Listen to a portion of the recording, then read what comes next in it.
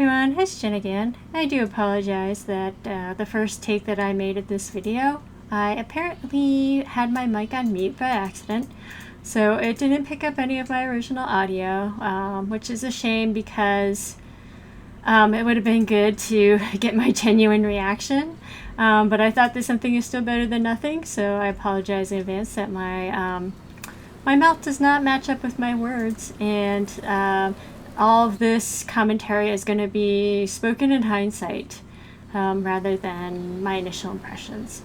I am reviewing a game for Review Quest 6. This one is called Epsilon Indi. And initially I was looking for some type of a menu or tutorial, or basically just something to tell me what my controls were, or perhaps like what my objective was, or how I was supposed to interact with what was happening on the screen. And I kind of kept hitting that resign button, which is kind of like give up or forfeit, and that's why it had told me that I was defeated. I will say that I was trying very hard here to read the descriptions out loud. The font is an interesting choice, but the spacing of the letters, both vertically and horizontally, is very uneven, and it makes it difficult to read. Not only is it difficult to read if I'm skimming, but it was just flat out difficult to read when the tooltips were kind of small.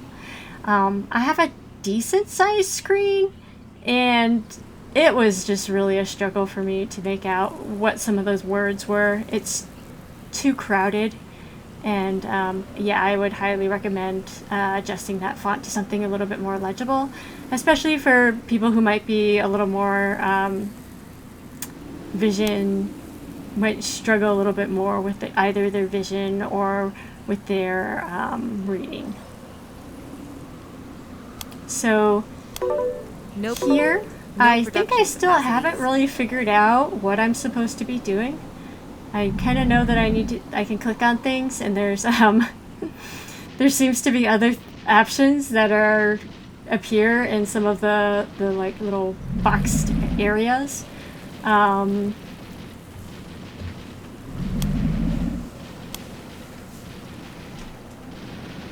There is kind of like those symbols of the different resource gathering. Assuming that this is probably a very early build, so the other two types of icons there, of resource types, are actually not available from what I could tell. I didn't realize that there's those little bars until later that tell you when a building is busy doing some type of construction.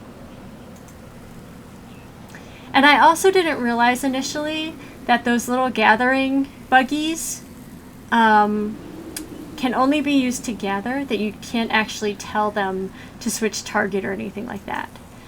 So they kind of auto-target the resource that they're gathering, the node that they're gathering from, and you don't have to command them, but you also can't get them to change targets, so that part I was confused about. The other thing that I'm not sure about, and maybe since I never found it, is I don't know where it keeps track of how much health your buildings has. If the enemy can destroy any of your buildings other than your base. And then I'm not sure if there's a way to tell how much health your base has once they start attacking it, how endangered you are to it being destroyed, and if there's a way to fortify that main base into becoming more resilient, having more health or defense or something along those lines. No production capacity. So those are I guess some questions that I'm still not quite sure about. I think at this point of restart, I realized that I needed to make a new type of building in order to make the little attack and defense, the little attack buggies that I could use to defend myself against the enemy attack buggies. Initially, I wasn't sure if there was some type of like turret tower I was supposed to make that I was missing, but I think maybe at this point I realized that I needed to make the enemy or the attack buggy facility and needed to use those in order to counter.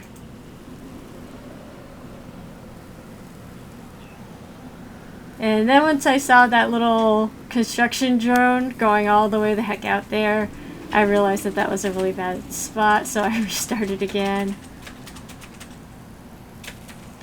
And this time I'm like, okay, I'm going to watch my resources, and I'm going to try to build those little attack buggy factories and start working on those so I have a way to defend myself by the time the enemy comes and reaches me.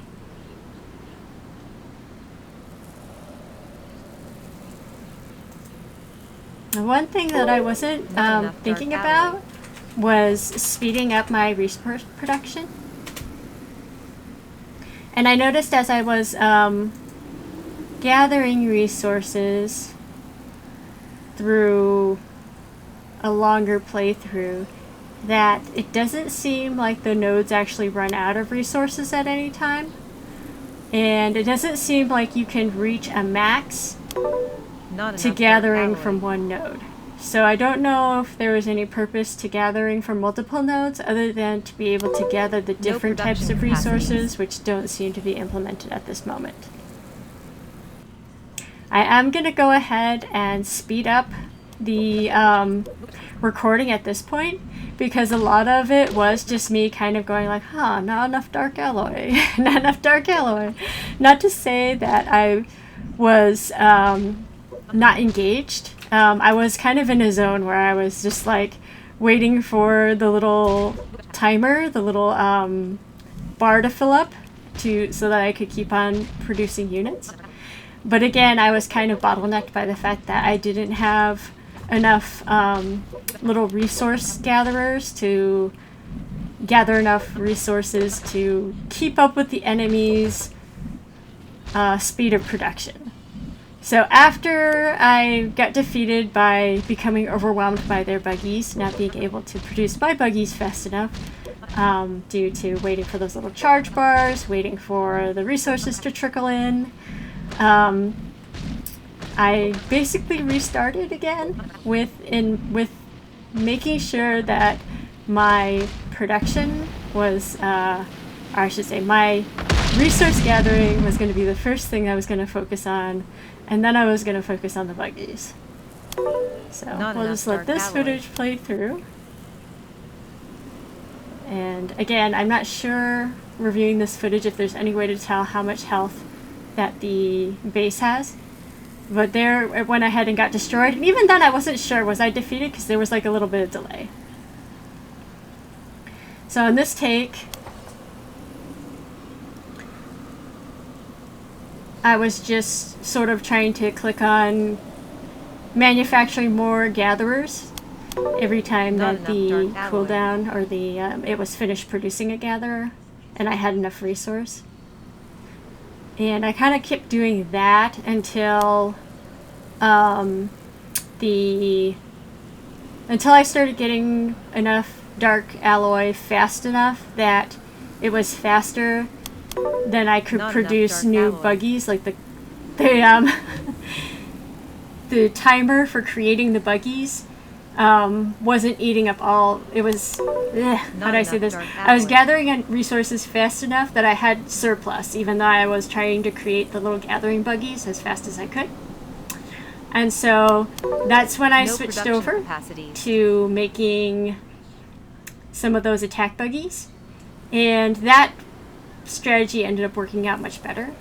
So I don't play a lot of these types of games, but I found it pretty fun, and it kind of has this model of progression that I'm actually kind of a fan of. I don't think it's a very popular model of a progression, but for this type of game, it probably works better than some. But when I guess a lot of older games might also have this progression model where you start out and everything's like a struggle, and what you do in the very beginning is kind of like do or die. So if you make a mistake like I did when I lost the first my first couple tries, if you make a mistake in the beginning of kind of setting up your resources and your strategy is off, then it kind of just snowballs from there, right? Where you start out losing, and then you just progressively get farther and farther and farther behind until you just die. And there's not really any hope to like turn things around mid-campaign or mid-battle or mid-game. You just kind of have to commit from the very beginning to something that works and then hope that you don't mess up anywhere. So at this point, I was like very focused on like trying to make sure I was clicking all of the little production, little construction structures as often as I could to make sure I wasn't missing out on any opportunity to make more of both the battle units and the little resource gathering units so that I can make sure that I didn't fall behind. And it's a little bit stressful in the very beginning because you kind of feel that pressure of, oh no, if I mess up in the beginning, then and the opponent gets a one-up on me, they're going to keep getting exponentially stronger, and I'm going to keep on getting exponentially weaker. And so when you're on the winning side of this type of a game, it feels really good because as the game progresses, you become noticeably more powerful, and things are not keeping up with your scaling. And so unlike a lot of games where the more powerful you become, the harder challenges you run into, this type of game, the more powerful you become, the weaker and more far behind your enemy becomes, and you become more and more and more OP until you basically just destroy them, and it's inevitable, and they saw it coming and you saw it coming, and it's very satisfying for the person on the winning side, but it can be very frustrating and devastating for the person on the losing side, which is probably why having something like that resign feature is really important, because a lot of times when people see the writing on the wall that, oh, this is going to be a losing fight, I see the turning point, the snowball is falling down in my direction, then a lot of times they're probably not going to want to see it out through to its conclusion, just to be defeated, just to be crushed when they know that inevitability is coming. So I think in this type of a competitive game, where the matches are fairly short and you have the option to resign, this kind of like model of win condition is pretty acceptable, and I think maybe that's perhaps also why like people do get pretty heated, I think, about this genre of game. At least from what I've heard, people can get very very intense about it, because you get a very intense sense of satisfaction both winning and a very intense feeling of frustration from losing. But I'm again speeding up the footage because even when I was reacting to it live, it was kind of me just being like, okay, you can see how much my head is like bouncing up and down, because I'm just like, okay, look at this, look at this, look at this, click on that, click on that, click on that. I was wondering if there was a way, and maybe I could have experimented a little bit more, if there was a way to like select all of one type of structure and queue them all up at the same time. If there was, I didn't discover a way to do that. I did kind of create another resource gathering node because I wasn't sure, again, if the nodes were going to run out eventually. There was no indicator to show that there was a finite amount of resources each node, though, so I'm going to assume that there is no cap, there was no limit to how much resource you could gather.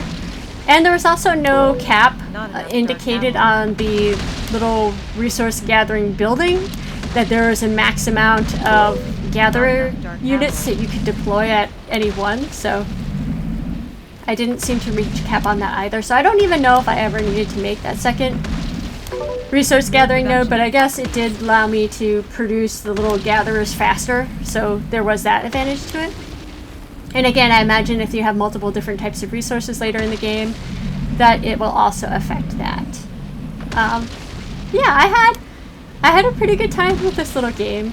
There's something about the graphics being very simple that I think at one point I was kind of like calling them like kind of cute or something, because you can kind of project a lot of your own like imagination onto things that are that simple. So I'm not sure if those are placeholders.